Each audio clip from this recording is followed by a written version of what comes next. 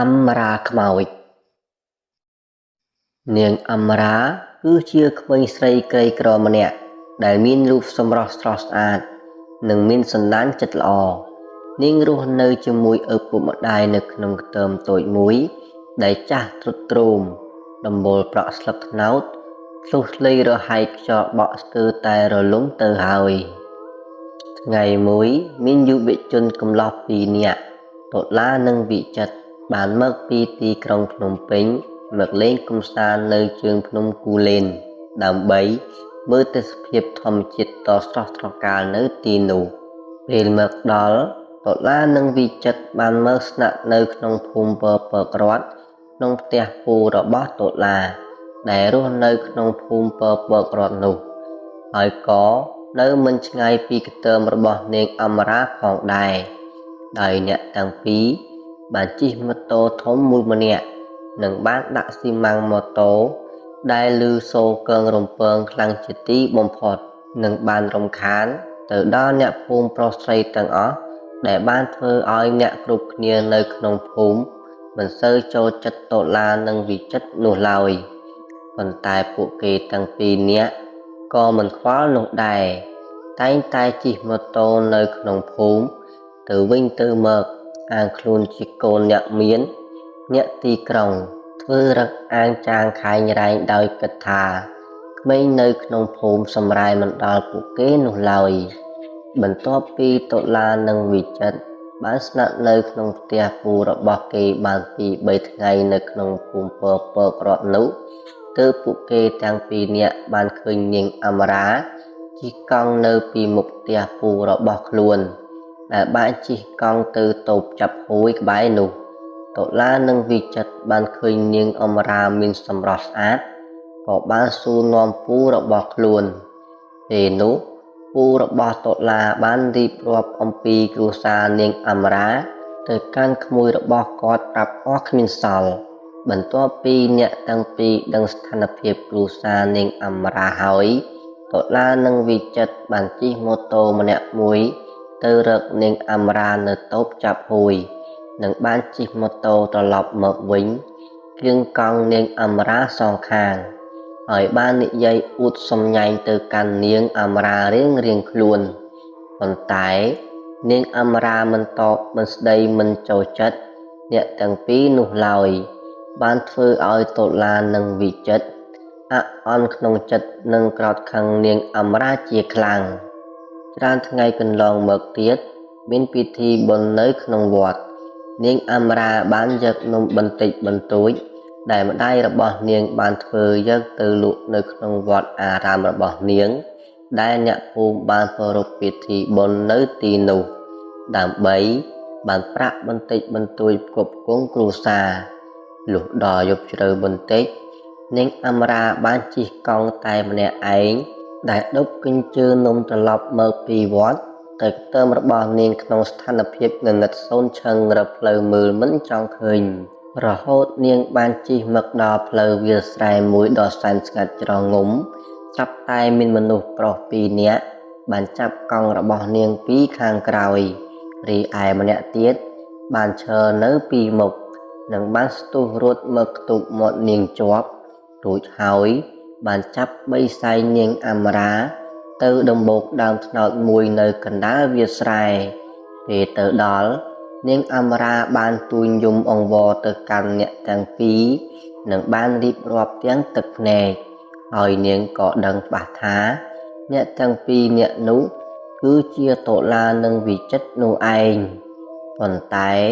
តុលានិងវិចិត្រមិនបានទទួលយកពាក្យសុំអង្វររបស់នាងអម្រានោះឡើយបន្ទាប់មកអ្នកទាំងពីរបានចាប់រំលោភនាងអម្រាម្ដងម្នាក់ម្ដងហើយម្ដងទៀតទាំងកំរោលដែលបានធ្វើឲ្យនាងអម្រា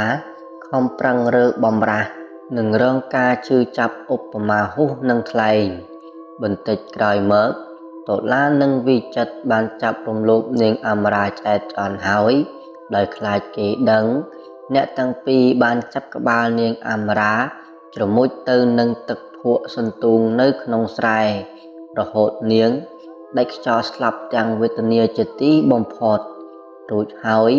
តុលានិងវិចិត្របានជីកកប់នាងអមរាទៅក្នុងដីភក់យ៉ាងជ្រៅនៅជ័យដំបូកដើមត្នោតនោះដើម្បីបំបត្តិផោះតាំងនៅក្នុងពេលវេលាយប់នោះទៅលុះព្រឹកឡើងឪពុកនាងអមរាដោយមិនបានឃើញកូនស្រីត្រឡប់មកផ្ទះវិញមួយយប់ពួកគាត់បានពឹងអ្នកភូមិជាច្រើនអ្នកជួយតាមរកកូនស្រីរបស់គាត់ប៉ុន្តែអ្នករាល់គ្នាទាំងអស់រកមិនឃើញនាងអមរានោះឡើយបានធ្វើឲ្យឪពុកម្ដាយរបស់នាងព្រួយបារម្ភជាខ្លាំងច្រើនថ្ងៃបន្ទាប់មានក្មេងខ្វៀលក្របីពីរនាក់បានជិះក្របីឲ្យស៊ីស្មៅនៅតាមវាលស្រែនោះពេលនោះក្មេងទាំងពីរបានធំក្លិនស្អុយអ្វីម្យ៉ាងជាខ្លាំងចេញពីដំបូកដើមត្នោតបន្ទាប់មកក្មេងទាំងពីរបានរត់ទៅប្រាប់អ្នកភូមិហើយអ្នកភូមិក៏បាននាំគ្នាមកមើលពេលមកដល់គ្រប់គ្នានៅទីនោះបានធំក្លិនស្អុយសាកសពនៅជេរដំបូកដែលមានដីប្រេះស្នាមជីកថ្មីនៅកន្លែងនោះរួចហើយអ្នកភូមិបានយកចបម្នាក់មួយជីកកន្លែងដីប្រេះនោះដើម្បីចង់ដឹងកាន់តែច្បាស់ពេលអ្នកភូមិពីរបីនាក់ជីកបានជ្រៅបន្តិចស្រាប់តែបានប៉ះសាកសពខ្មោចដែលរលួយធំក្លិនស្អុយអសោចជាខ្លាំងដែលម្នាក់គ្រប់គ្នាស្ទើរទ្រាំក្លិនស្អុយនោះមិនបានហើយអ្នកភូមិទាំងអស់បានសន្និដ្ឋានយ៉ាងច្បាស់ថាសាកសពនោះគឺជានាងអមរាព្រោះអីសម្លៀកបំពាក់ដែលនៅជាប់នឹងសាកសពគឺជាសម្លៀកបំពាក់នាងអមរាបានស្លៀកអង្គុយលក់នំយប់ចុងក្រោយនៅថ្ងៃពិធីបុណ្យក្នុងវត្តហើយគ្រប់គ្នាបានគិតទៀតថាការស្លាប់របស់នាងអមរាគឺជាឃាតកម្មដ៏ឃោរឃៅសាហាវបំផុតនៅក្នុងភូមិរបស់ពួកគេរួចហើយមេភូមិនិងប៉ូលីសបានចាប់ផ្ដើមធ្វើសំណុំរឿងស៊ើបអង្កេតដើម្បីចាប់ខ្លួនឃាតករមកដណ្ដទោសតាមផ្លូវច្បាប់ទីឯឪពុកម្ដាយនាងអមរាវិញពេលបានដឹងរឿងនេះហើយពួកគាត់ទាំងពីរនាក់ស្រណោះកូនស្រីយំបោកខ្លួនអាណិតកូនជាពន់ពេកច្រើនថ្ងៃបន្ទាប់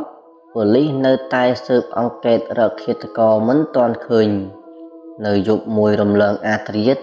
ក្រោមពន្លឺព្រះច័ន្ទដ៏សែនស្ងាត់តុលានិងវិចិត្រ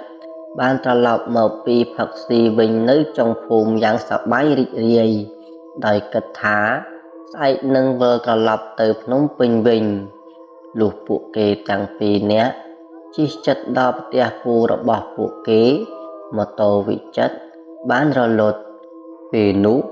តុលាបានចុះពីលើម៉ូតូមកមើលម៉ូតូវិចិត្រជាមួយគ្នាពេលពួកគេទាំងពីរកំពុងតែឆ្កឹះឆ្កៀលធ្វើម៉ូតូទាំងស្រវឹងជោគជាំស្រាប់តែមានស្រមោលមួយបានឈរសំកាំងនៅពីខាងក្រោយរបស់ពួកគេហើយបានងោសូរសំឡេងយ៉ាងក្រលួចនិងមានទឹកងងឹយធំក្លិនស្អុយអាសោចហូរស្រក់ដាក់ពួកគេទាំងពីរផងដែរភ្លាមនោះវិចិត្រនិងតុលាបានបែរខ្នងមកមើលស្រាប់តែបានឃើញខ្មោចនាងអមរាឈរនៅពីខាងក្រោយខ្នងដែលមានរូបរាងអាក្រក់ក្រចកដៃវែងសក់រន្ទេរន្តាយវែងធ្លាក់ដល់ដីភ្នែកក្រហមឆ្អៅរលេះរលួយរូបរាងគួរឲ្យខ្លាចនឹងបាននិយាយមកកាន់ពួកគេថាពួកឯងនឹងត្រូវស្លាប់ហើយបានសោចពោពេញទៅដោយការចងគំនុំពេលតុលាវិចិត្រឃើញដូច្នោះបាននាំគ្នារត់ប្រះអាយ៉តាមគ្នាមិនដឹងទិសដៅទៅណាពិតប្រាកដរត់ផងស្រែកផងឲ្យគេជួយប៉ុន្តែគ្មាននរណាម្នាក់ឮនោះឡើយចំណែកឯខ្មោចនាងអមរាក៏បានហោះដេញតាមក្រោយប្រកិតប្រគិប្រគៀដូចគ្នាបន្តិចក្រោយមកតុលានិងវិចិត្របានរត់មកដល់ដំបូកដើមត្នោតដោយមិនដឹងខ្លួនបានធ្វើឲ្យពួកគេទាំងពីរនាក់ភិតភ័យយ៉ាងខ្លាំងរួចហើយខ្មោចនាងអមរាបានទម្លាក់ខ្លួនពីចុងត្នោតធ្លាក់មកដល់ដីនិងបានបើកភ្នែកធំមករកពួកគេទាំងពីរហើយបានពន្លូតដៃយ៉ាងវែងរបស់នាងចាប់ក្បាលតុលានិងវិចិត្រជាប់បន្ទាប់មក ក៏បានចាប់អ្នកទាំងពីរជ្រមុជចូលទៅក្នុងទឹកភក់រហូតដល់ស្លាប់ទាំងវេទនាដោយដែលតុលានិងវិចិត្រធ្វើមកដាក់នាងដូច្នោះដែរលុះព្រឹកឡើងប្តីប្រពន្ធពីរនាក់បានមកវាលស្រែបានប្រទះឃើញតុលានិងវិចិត្រដេកស្លាប់នៅក្នុងស្រែក្បែរដើមត្នោតបានធ្វើឲ្យពួកគាត់ទាំងពីរនាក់ឲ្យឆោឡោទៅហៅអ្នកភូមិមកមើលហើយអ្នកភូមិទាំងអស់បានគិតថាតុលានិងវិចិត្រជាអ្នកសម្លាប់នាងអមរាជាមិនខានទើបអ្នកទាំងពីរនេះដេកស្លាប់នៅក្នុងកន្លែងនេះប៉ុន្តែប៉ូលីសក៏មិនអាចបញ្ជាក់បានដូចគ្នាហើយរឿងនេះក៏នៅតែរកមិនឃើញដំរុយរហូតតរៀងទៅ